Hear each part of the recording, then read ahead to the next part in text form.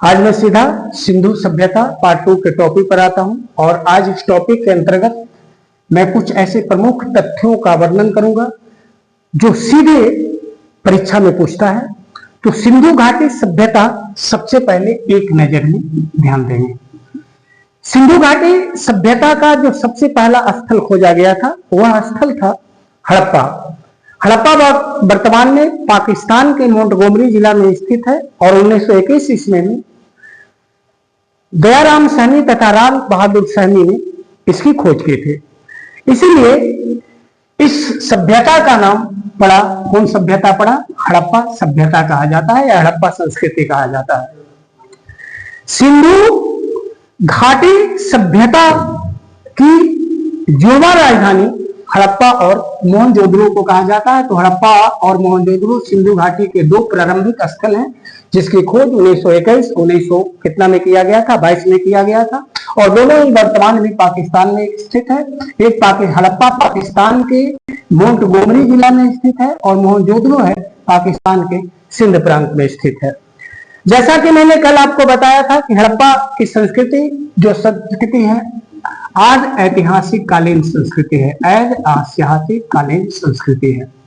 और आज ऐतिहासिक कालीन संस्कृति के अध्ययन के लिए या काल के अध्ययन के लिए हम लोग मुख्य रूप से पुरातात्विक स्रोतों का ही सहारा लेना पड़ता है, क्योंकि हड़प्पा कालीन का जो लिखित इतिहास मिलता है वह लिपियों में मिलता है। और हड़प्पा का जो प्रमुख लिपि था वह लिपि थी, चित्रलिपि थी, चित्रलिपि थी। और इसमें लगभग 200 चित्रलिपि मिले हैं जिसमें 40 लिपियां आज भी स्पष्ट रूप से हैं, बाकी जो लिपियां हैं पूर्णतः नष्ट हो चुके हैं।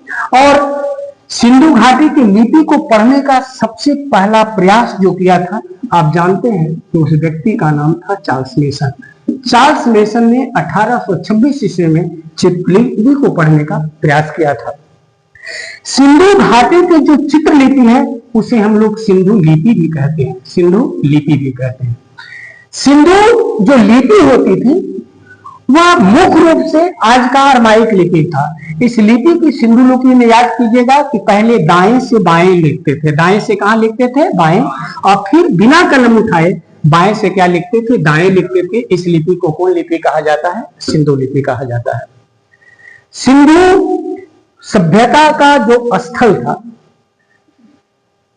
वह 13 लाख वर्ग किलोमीटर में फैला हुआ था और आज की काफी वह विकसित संस्कृति थी। आज हड़प्पा और मोहनजोदड़ो की, कल के हड़प्पा और मोहनजोदड़ो की तुलना आज के हम लोग इटली और किससे कर सकते हैं? यूरोप से कर सकते हैं।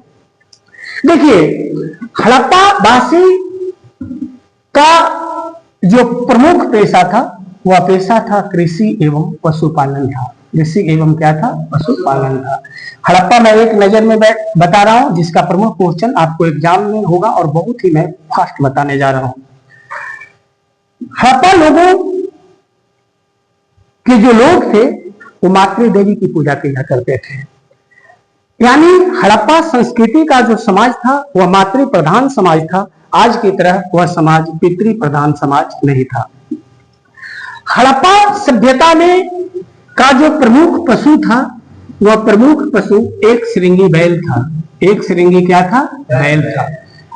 आज एक श्रृंगी बैल की तुलना हम बसहा बैल से कहते हैं, जिसको हम लोग एक कुबड़ वाला क्या कहते हैं? साढ़ भी कह सकते हैं। हड़प्पा संस्कृति का जो प्रमुख पक्षी था उस पक्षी का प्रमुख पक्षी का नाम क्या था? बत्तख था। और हड़प्पा संस्कृति का जो प्रमुख पेड़ था, धार्मिक जो वृक्ष था, उस वृक्ष का नाम रखिएगा पीपल। सिंधु घाटी के पुरातात्विक स्रोतों में खुदाई में कई बर्तन ऐसे मिले हैं जिनके बत्तख और पीपल की क्या मिली है? आकृति मिली है। तो सिंधु घाटी के जो लोग थे वह चित्रकारी में माहिर थे। अपने घड़े पर या अपनी मिट्टी के बर्तन पर, पके हुए बर्तन पर इन लोगों का चित्र उरेक दिया करते थे, जिसमें बत्तख था, पीपल था, इन सब चीजों का क्या निकलता था? चित्र निकलता था। एक मिट्टी का हल भी मिला है। बनवाली एक ऐसा स्थल है जहां से मिट्टी के खिलौने के रूप में क्या मिला है? मिट्टी का हल भी मिला है। किस स्थल से मिला है? याद रहेगा, वह स्थल का नाम है कौन वाली? बनवाली। तो हम कह सकते हैं कि हल था तो कृषि सिंधु घाटी के लोग कृषि का काम करते थे। सिंधु घाटी सभ्यता का जो मकान होते थे वह ईंट के बने होते थे, और सिंधु घाटी के जो ईंट थे वो कौन आकार के थे? कुल्हाड़ी आकार के थे। कौन आकार के थे? एल आकार के थे। और सिंधु सभ्यता के लोग पकी हुई ईंटों का प्रयोग करते थे। मोहनजोदड़ो से बड़ा बड़ा स्नानागार और बड़ा बड़ा अन्नागार मिला है। कई घर ऐसे होते थे जो पक्की ईंटों से बने होते थे। घर के जो दरवाजे होते थे वो पूरब की ओर नहीं खुलते थे। घर के दरवाजे किस ओर खुलते थे? पश्चिम की ओर खुला करते थे। और बहुत ही बेहतरीन ढंग से नालियों का निर्माण किया गया था। पक्की नालियों का निर्माण किया गया था पूरे शहर में। आज के दौर में जो आज का हमको स्मार्ट सिटियां हैं, अगर वर्षा की एक वर्षा अगर तेज होती है ना तो स्मार्ट सिटी का सारा पोल खुल जाता है, शहर डूब जाता है। लेकिन आप सोच सकते हैं कि उस समय हड़प्पा की जो नगर योजना थी वह इतनी विकसित थी, इतनी उच्च कोटि की थी कि बहुत ही बेहतरीन ढंग से नालियों का क्या किया गया था? पक्की नालियों का क्या किया गया था? निर्माण किया गया था। और हड़प्पा सभ्यता की जो सबसे मुख्य खासियत है ना वह है सुव्यवस्थित नगर योजना है। कौन नगर योजना है? सुव्यवस्थित, जिस योजना को हम लोग कौन नगर योजना कर सकते हैं? नगर योजना कर सकते हैं। घरों में खिड़कियां होती थी जो पिछवाड़े की ओर खुलती थी। सिंधु घाटी के लोग जो मुद्रा का प्रयोग करते थे, सिंधु घाटी के लोग जो मुद्राओं का प्रयोग करते थे वह मुद्रा किसका बना होता था? वह मुद्रा होता था खेलसड़ी। खेलसड़ी मैंने समझते हो, इसको हम लोग अस्टेटाइट भी बोल सकते हैं। क्या बोल सकते हैं? अस्टेटाइट। याद रखिएगा, बालू और मिट्टी को पकाकर सिलखड़ी का निर्माण किया जाता था। तो सिंधु घाटी की जो मोहरें थी ना वो किसके बने होते थे? याद रखना, सिलखड़ी का या अस्टेटाइट का बना होता है। वहां की जो मोहरें प्राप्त हुई हैं वह या तो बेलनाकार होती थी, या तो आयताकार होती थी, या तो चतुर्भुजाकार होती थी। और सिंधु घाटी की सबसे जो अधिक मुद्राएं मिली है वह किस आकृति की मिली है? वह उसकी आकृति क्या थी? वह आकृति कैसी मिली है? बेलनाकार आकृति की मिली है।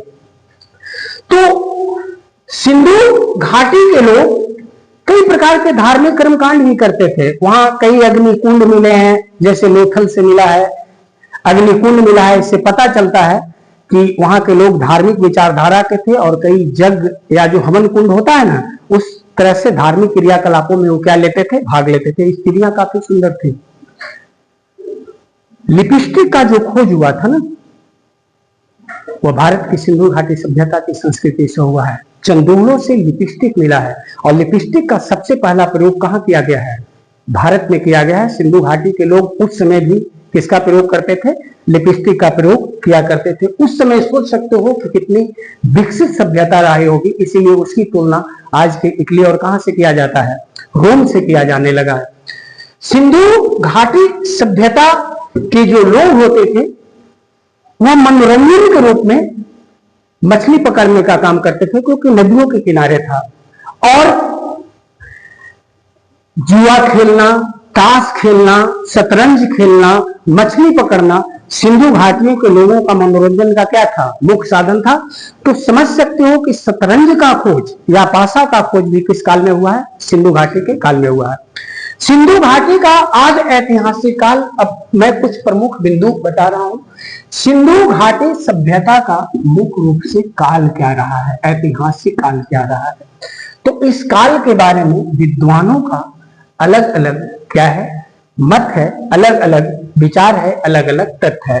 तो सबसे पहला जो काल लिखता हूं मैं लिखता हूं ईसा पूर्व 3250 से लेकर 2750 ईसा पूर्व तक, 2750 ईसा पूर्व तक। और यह कहने वाला व्यक्ति का नाम है sir John Marshall. Sir John क्या नाम था? मार्शल था। दूसरा जो सिंधु घाटी का सभ्यता का उल्लेख मिलता है वह मिलता है 2800 ईसा पूर्व से लेकर 2500 ईसा पूर्व तक। और यह कहने वाला इतिहासकार का नाम है मैके। तीसरा जो काल मिलता है वह मिलता है 2500 ईसा पूर्व से लेकर 1500 ईसा पूर्व तक। यह कहने वाला का नाम है, इतिहासकार का नाम है एम व्हीलर एवं स्मिथ। और चौथा जो काल मिलता है वह मिलता है 2350 ईसा पूर्व से लेकर 1700 कितना ईसा पूर्व तक, 50 ईसा पूर्व तक। और इसका जो कहने वाला इसका का नाम है सीजी क्या है, गैड है। तो बच्चों इन चारों ऐतिहासिक काल की तिथियां याद रखिएगा, क्योंकि विचार विज्ञान, क्योंकि इतिहासकारों में मतभेद है, लेकिन सबसे जो मान्य है वह है 2350 से कितना तक, 1750 ईसा पूर्व का है। और इसका कहने वाला व्यक्ति का नाम क्या था, सीजी गैड। एक नजर में मैं बोलता हूँ 3250 से 2750 जिस विद्वान ने कहा सर जॉन मॉर्सल था। 2800 से 2500 मैके थे। 2500 से 1500 ईसा पूर्व व्हीलर और स्मिथ ने कहा है। और 2300 से 2725 सीजी गैड ने कहा है। तो अगर सभी में काफी इतिहासकारों में अगर मतभेद हो तो सबसे जो मुख्य विचार रखा गया है या जो विचार सर्वमान्य है, याद रखिएगा, सिंधु घाटी सभ्यता का काल रहा है 2350 से लेकर 1750 ईसा क्या रखा है, पूर्व तक। तो हम समझ सकते हैं कि सिंधु घाटी के लोग नदियों के किनारे इसलिए बसते थे क्योंकि जो मानव के जीवन की मूलभूत आवश्यकताएं होती हैं, पानी होती है, पशुओं के चरने के लिए जो चारागाह होता है, स्नान करने के लिए जो पानी की आवश्यकता होती है, वो सबसे अधिक आसानी से कहाँ मिल जाता है, नदियों के किनारे। यही कारण है कि सिंधु घाटी की जो सभ्यता थी, जितने भी नगर थे, वह सभी नगर किस किनारे बसे थे, नदियों के किनारे बसे थे। और सिंधु घाटी की संस्कृति जो थी, सभ्यता थी, आज की जो मौजूद सभ्यता भारत का है ना, इससे कई श्रेष्ठ सभ्यता थी। और हम बोल सकते हैं कि आज जितना विकसित इटली और रोम है ना, आज से 2350 ईसा पूर्व भारत की एक कल्चर थी और उस कल्चर का नाम था हड़प्पा संस्कृति, या उस संस्कृति का नाम था सिंधु घाटी की सभ्यता नाम था। कल के क्लास में मैं सिंधु घाटी सभ्यता के प्रत्येक स्थलों के बारे में विस्तृत चर्चा करूंगा।